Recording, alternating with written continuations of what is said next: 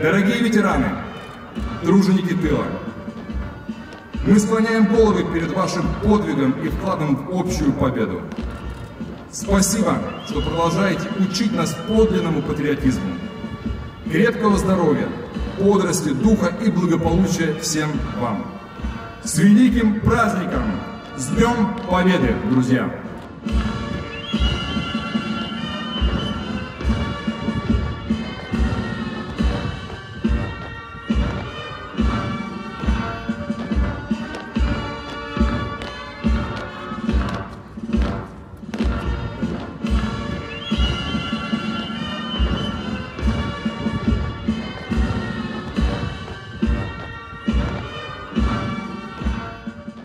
Все это очень радует.